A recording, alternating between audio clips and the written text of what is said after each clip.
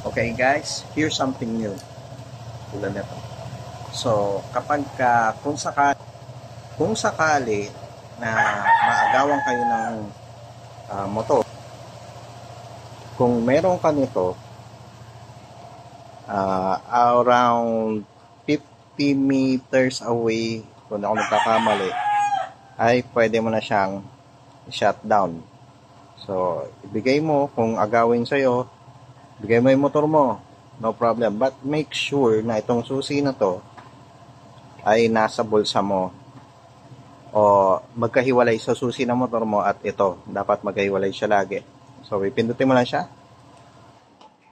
And automatic mamatay siya. Kahit tumatakbo pa yan, basta habulin mo lang ng konti, umabot ang range nitong remote, automatic mamamatay siya. So, mayroon ka lang pagkakataon para tumawag ng tulong. Diba?